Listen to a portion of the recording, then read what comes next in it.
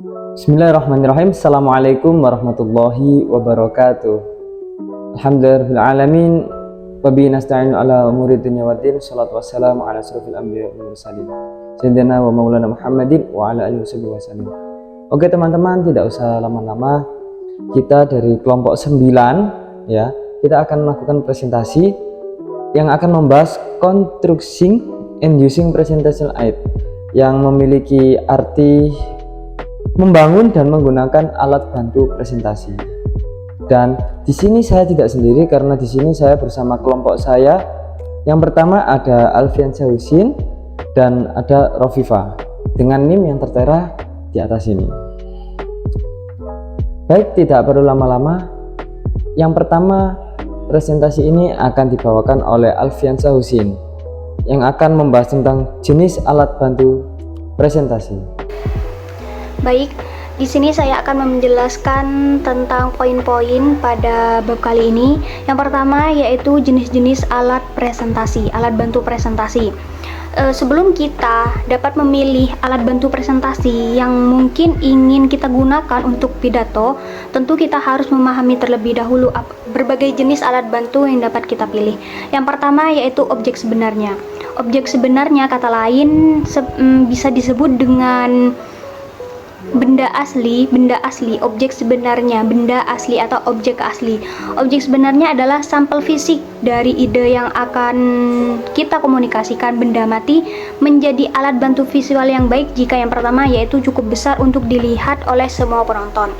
Misalkan kita berpresentasi tentang bola basket, kemudian dalam satu kelas terdapat 30 orang anak. Kemudian kita menggunakan alat bantu presentasi bola basket, kemungkinan besar seluruh anak yang 30 tersebut di kelas akan melihat pada objek tersebut. Beda halnya jika kita berpresentasi menunjukkan alat bantu visual sebuah kelereng. Ke-30 siswa yang berada di kelas tersebut, bisa jadi ada yang tidak bisa melihat kelereng tersebut karena terlalu kecil. Yang kedua yaitu cukup kecil untuk dibawa ke tempat pidato. Misalkan kita berbicara tentang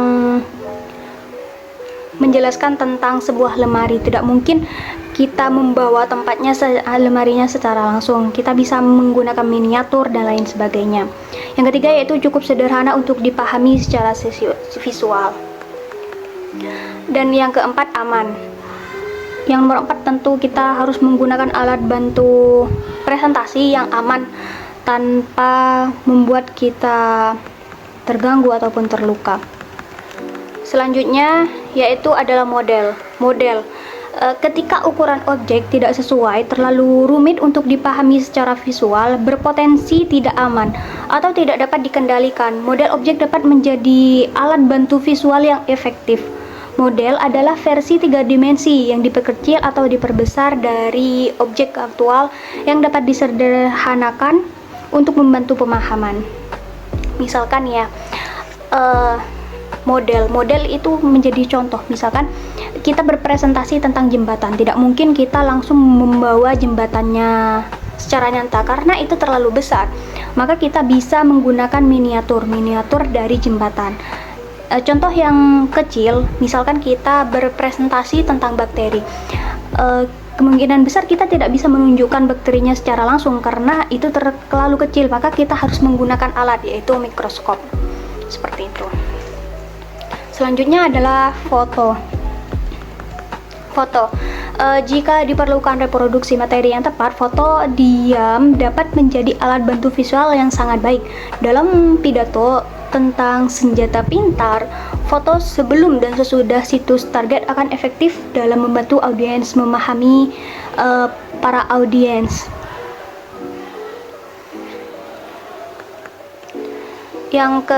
Selanjutnya yaitu adalah gambar atau diagram sederhana. Gambar dan diagram sederhana mudah disiapkan.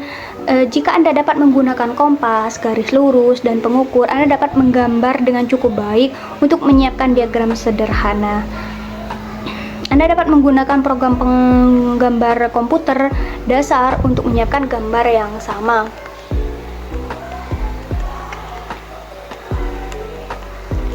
Selanjutnya ialah peta.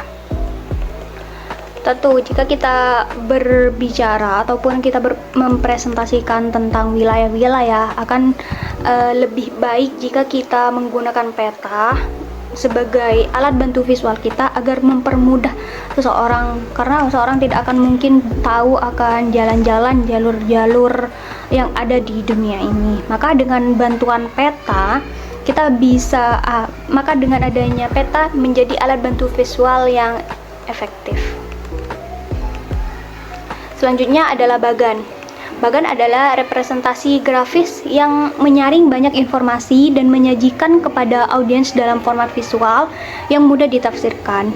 Bagan kata, bagan alur, bagan organisasi adalah jenis bagan yang paling umum. Yang selanjutnya ialah grafik. Grafik adalah diagram yang menyajikan perbandingan numerik. Grafik batang, grafik garis, grafik pie adalah bentuk grafik yang paling umum. Grafik di sini menjadi alat bantu visual jika kita sedang seperti halnya sensus penduduk, naik turunnya data. Selanjutnya bahan audio. Materi audio meningkatkan pesan verbal melalui suara. Mereka sangat berguna ketika sulit, jika bukan tidak mungkin, untuk mendeskripsikan suara dengan kata-kata. Misalnya dalam pidato Daud tentang 3 jenis bisu trompet dan bagaimana mereka mengubah suara trompet.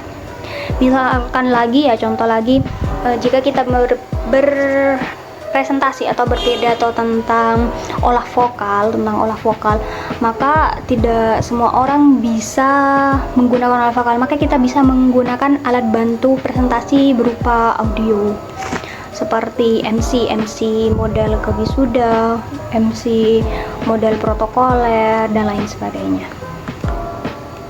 Selanjutnya yaitu materi audiovisual.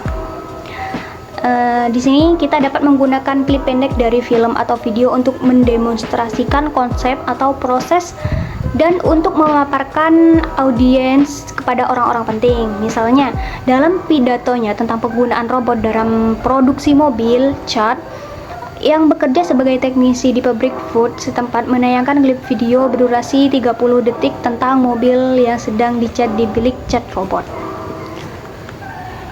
Maksudnya di audio visual di sini kita menggunakan video, antara video, gambar, video, dan suara sebagai alat bantu visual. Yang terakhir yaitu bahan sensorik lainnya. Bergantung pada topik, bahan sensorik lain yang menarik untuk dicium, disentuh, atau dicicipi dapat meningkatkan kemampuan bicara Anda secara efektif. Misalnya, pidato tentang membuat parfum mungkin bermanfaat dengan membiarkan audiens Anda mencium sampel beraroma saat Anda menjelaskan bahan yang digunakan untuk membuat aroma. Untuk poin yang kedua, saya akan menjelaskan tentang kriteria memilih alat bantu presentasi. Pada poin ini, kita fokus pada beberapa pertanyaan kunci yang perlu kita jawab untuk membuat pilihan yang efektif untuk alat bantu presentasi. Yang pertama yaitu, apa ide terpenting yang perlu dipahami dan diingat audiens? Ide-ide ini adalah ide yang mungkin ingin kita tonjolkan dengan alat bantu presentasi. Karena audiens cenderung mengingat alat bantu presentasi dengan baik, pastikan konten yang kita gunakan sesuai dengan yang Anda ingin audiens Anda ingat. Yang kedua yaitu, adakah ide-ide yang kompleks atau sulit dijelaskan secara verbal tetapi mudah dipahami dalam bentuk visual atau video? Pepatah lama mengatakan, satu gambar bernilai 1000 kata. Memang benar adanya. Misalnya, mendemonstrasikan cara memegang tongkat golf yang benar jauh lebih mudah dan jelas daripada menjelaskan posisi masing-masing tangan dan jari. Yang ketiga yaitu, berapa banyak alat bantu presentasi yang harus saya gunakan? Kecuali jika sedang menarasikan tayangan slide yang fokus total pidatonya adalah pada gambar visual, jumlah alat bantu presentasi yang kita gunakan harus dibatasi sehingga fokus audiens tertuju pada kita, sang pembicara. Selain itu, kita dapat menghindari melemahkan dampak alat bantu dengan menggunakan hanya untuk menarik perhatian. yang selanjutnya yaitu apakah alat bantu presentasi saya mudah digunakan dan dipindahkan. Yang kita memilih alat bantu visual itu yang mudah untuk dipresentasikan dan mudah digunakan, tidak ribet, tidak terlalu besar untuk ruangan yang seperti apa. Kita harus mempertimbangkan hal tersebut agar efektif. Yang selanjutnya yaitu berapa banyak penonton. Jenis alat bantu presentasi yang cocok untuk kelompok kecil yang terdiri dari 15 atau 20 orang berbeda dengan jenis alat bantu yang cocok untuk 100 audiens atau lebih. Seperti misalkan kita akan mempresentasikan ataupun kita akan berpidato, kita harus menanyakan terlebih dahulu berapa banyak penonton yang akan mendengarkan kita, berapa banyak audiens. Misalkan sekitar 30-an, kita bisa menggunakan proyektor. Jika seratusan lebih, maka kita harus menggunakan layar besar, menggunakan layar sebagai alat bantu visual. Untuk yang selanjutnya yaitu apakah peralatan yang diperlukan sudah tersedia. Terkadang kita mungkin berbicara di lingkungan yang tidak dilengkapi dengan tampilan tertentu. Di banyak perguruan tinggi dan universitas, sebagian besar ruangan hanya dilengkapi oleh papan tulis, proyektor, dan colokan listrik. Apapun yang ingin kita lakukan, kita harus membawa sendiri dan menjawab call lalu kantor media. Seperti halnya kita akan mempresentasikan tentang pelatihan. Mungkin di kelas kita hanya ada proyektor dan papan tulis, maka kita harus menyiapkan bahan-bahan seperti halnya tali, ban, bal, dan lain sebagainya. Selanjutnya yaitu apakah ada cukup waktu untuk menunjukkan bantuan tanpa harus menyalip pidato itu sendiri. Nah, kita harus mempertimbangkan jika kita menunjukkan alat bantu visual ini, apakah kita akan memotong pidato kita sendiri. Kita harus mempertimbangkan hal tersebut agar efektif. Selanjutnya, yang terakhir yaitu adalah apakah waktu yang digunakan untuk membuat atau mendapatkan bantuan presentasi dan peralatan hemat biaya. Kita harus lihat terlebih dahulu, alat bantu presentasi merupakan pelengkap. Tujuan mereka adalah untuk menonjolkan apa yang kita lakukan secara verbal. Jika kita percaya bahwa bantuan tersebut akan membantu untuk mencapai tujuan kita dengan hal baik, maka waktu yang dihabiskan sangat berharga. Sekian penjelasan dari saya kembalikan kepada moderator. Dan poin yang ketiga akan saya bahas. Poin yang ketiga yaitu merancang alat bantu presentasi. Merancang alat bantu presentasi yang efektif dengan tangan. Yang pertama caranya, batasi bacaan yang dibutuhkan penonton. Jangan terlalu banyak bacaan. Jadi penonton akan bingung jika kita menggunakan bacaan yang terlalu rumit. Yang kedua, sesuaikan visual dari sumber lain agar sesuai dengan topik dan audiens. Jadi tidak harus menurut opini kita sendiri, dan kita harus menyertakan sumber lain agar sesuai dengan topik apa yang kita bahas. Kemudian yang ketiga, gunakan foto, ukuran cetak atau ukuran tulisan yang mudah dilihat oleh semua audiens. Jangan menggunakan foto atau tulisan yang alay-alay atau yang rumit, karena itu berpengaruh pada saat kita presentasi. Jadi kita sebisa mungkin menggunakan font atau alat bantu yang gunakan foto, ukuran cetaknya itu jangan terlalu besar atau terlalu kecil, yang simpel aja dan mudah dipahami. Yang ketiga, yang keempat, gunakan gaya cetak yang mudah dibaca. Yang kelima, gunakan huruf besar dan kecil. Yang selanjutnya, pastikan informasi didata dengan cara yang menyenangkan serta estetika. Kemudian, tambahkan gambar atau simbol visual lainnya untuk menambah ketertarikan pada audiens. Jadi sebisa mana kita itu bisa membuat presentasi kita itu lebih menarik dan nyaman dilihat oleh audiens. Jadi kita harus menyertakan gambar atau simbol lainnya, visual lainnya untuk mengartikan bahwa ini itu artinya seperti ini, itu artinya seperti ini, seperti itu. Jadi mempermudah audiens untuk memahami memahami topik kita apa yang kita bahas. Kemudian yang terakhir, gunakan warna secara strategis. Jadi warnanya juga yang pas dengan konsep kita, tidak terlalu kontras juga, tidak terlalu gelap juga. Jadi yang pas.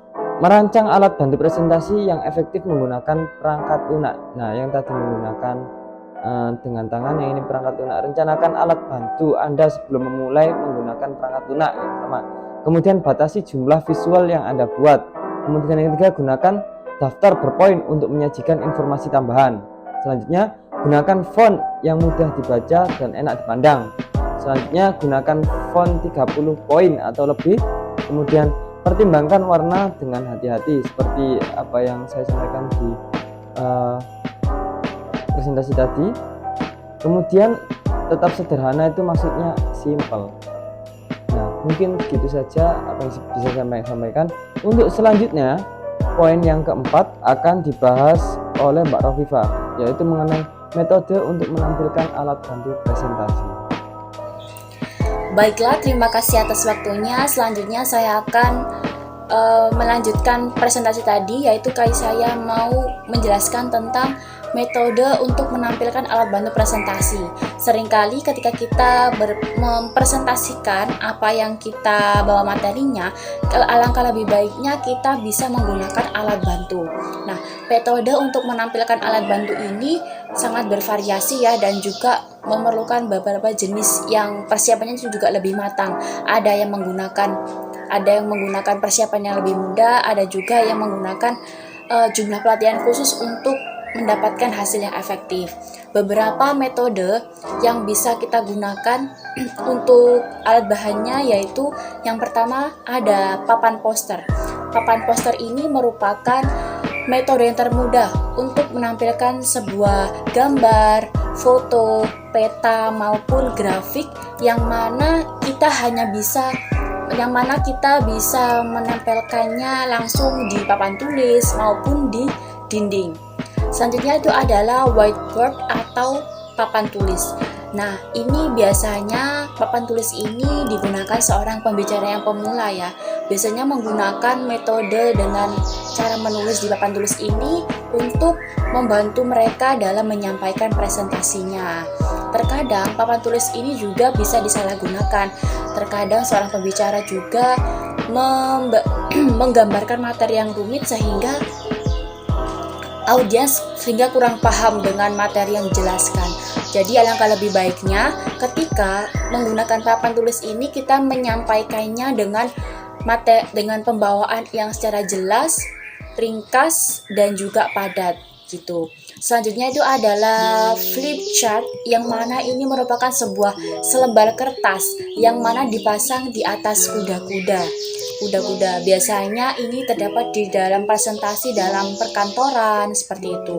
Dan juga metode ini merupakan metode yang efektif karena kita bisa menyajikan sebuah alat bantu visual ya. Flipchart ini juga berbagai bentuk ukuran. Yang pertama, terkadang untuk 4 atau 5 orang atau 3 orang itu menggunakan sebuah penyangganya itu mungkin hanya beberapa meja kecil. Namun untuk beberapa orang itu bisa menggunakan bantalan yang lebih besar lagi seperti itu. Selanjutnya, flipchart ini setelah tadi flipchart itu ada transparansi overhead, yang mana merupakan cara mudah untuk menampilkan gambar, baga dan grafik, yang mana kita dengan mentransfernya ke film asetat dan memproyeksikannya melalui proyektor overhead. Dan yang selanjutnya adalah selebaran. Selebaran ini mungkin teman-teman semuanya sudah sangat familiar ya, karena selebaran ini merupakan sebuah lembaran kertas yang mana itu di sebuah materi yang di print atau di fotokopi yang bisa kita lihat secara langsung ketika seorang pembicara menyampaikan materinya. Sisi positif dari selebaran ini bisa menambah seorang pembicara bahwa materi yang diberikan itu lebih berkualitas dan juga lebih menambah keprofesionalannya dalam pembawaannya. Lalu juga untuk sisi negatifnya, selebaran ini mungkin ketika kita membaginya secara handout, mungkin kita berpotensi untuk mengalihkan perhatian audiens ketika kita menjelaskan apa materi yang kita berikan. Jadi alangkah lebih baiknya ketika setelah kita menjelaskan baru selebaran itu bisa dibagikan kepada audiens. Selanjutnya itu ada kamera dokumen. Kamera dokumen ini juga merupakan cara sederhana yaitu untuk menampilkan gambar, bagan, foto, dan juga grafik yaitu dengan kamera dokumen. Seperti contohnya yaitu adalah kamera Elmo. Selanjutnya itu adalah pemutar CD, VCR, dan proyektor LCD. Mungkin teman-teman semuanya sudah sangat familiar sekali dengan proyektor LCD yang mana kita bisa menjumpainya di kelas yang biasanya digunakan untuk membantu para mahasiswa untuk menyampaikan presentasi yang dibawakan. Selanjutnya ada slideshow terkomputerisasi yang mana kita dapat mempresentasikan tayangan slide terkomputerisasi menggunakan proyektor LCD atau monitor besar yang terhubung ke komputer di lokasi yang memiliki perangkat lunak. Presentasi yang kompatibel dengan perangkat lunak yang kita gunakan untuk membuat alat bantu. Nah, setelah tadi saya menjelaskan apa saja sih yang bisa kita gunakan untuk membantu kita dalam membantu dalam berpresentasi selama pidato.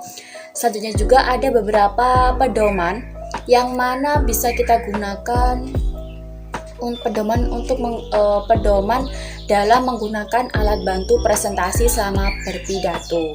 Yang pertama yaitu kita bisa lebih merencanakan lagi dengan hati-hati kapan kita menggunakan alat bantu presentasi, karena ketika kita juga berpidato, kita mempresentasikan apa yang materi kita sampaikan, pastinya ketika persiapan kita dengan alat bantu juga sangat diperlukan juga ya.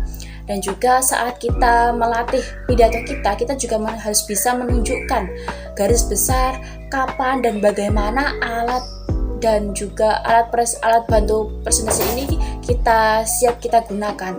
Karena jika semisal alat bantu ini kita gunakan sebelum kita berbicara, karena dapat memiliki potensi untuk mengalihkan perhatian audiens dari apa yang kita jelaskan kepada audiens mengenai informasi penting yang harusnya mereka tangkap secara intens.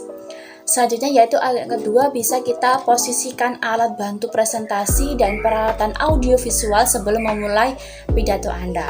Nah, pastinya dalam pidato kita juga memerlukan sebuah persiapan yang matang.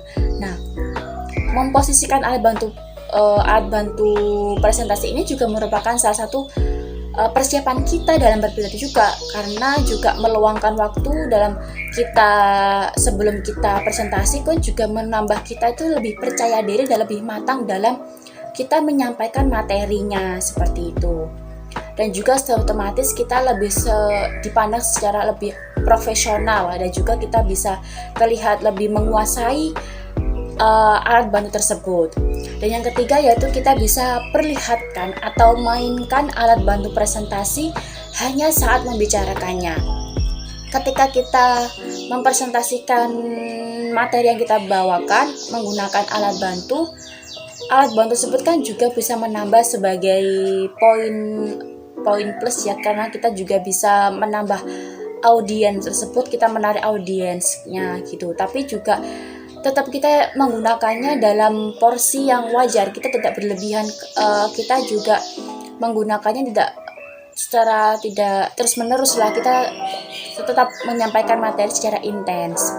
Selanjutnya itu kita bisa bicarakan tentang alat bantu visual sambil menunjukkannya.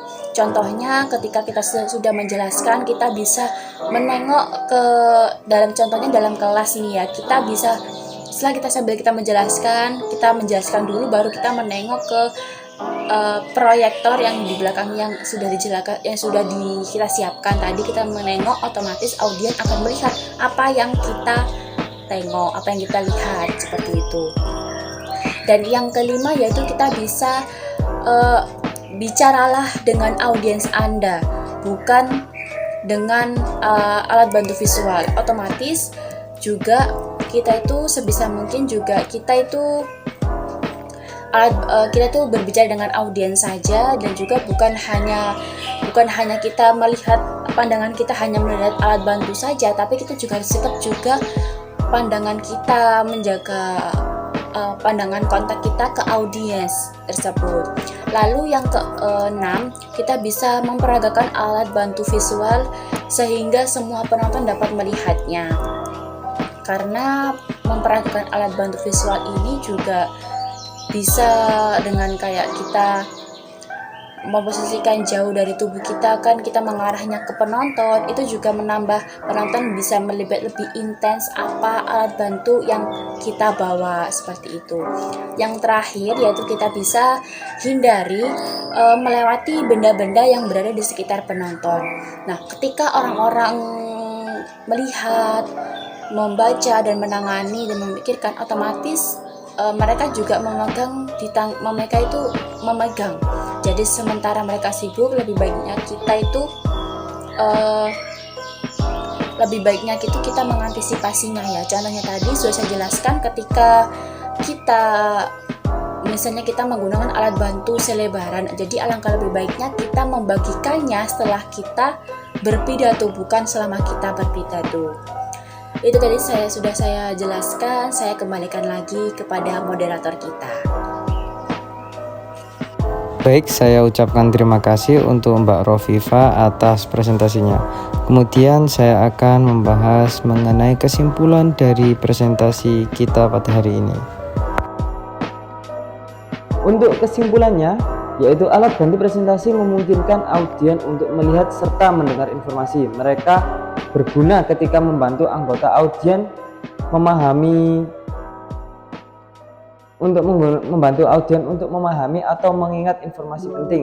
Jenis alat bantu visual yang paling umum adalah objek, model, foto, gambar, peta, bahkan, dan grafik. Singkatnya, jaga agar audien Anda tetap fokus pada Anda sebagai pembicara dan juga sebagai alat bantu visual. Demikianlah dari kelompok kita. Apabila ada kesalahan kata, ucapan, mohon dimaafkan. Wabillahi taufiq wal hidayah. Assalamualaikum warahmatullahi wabarakatuh.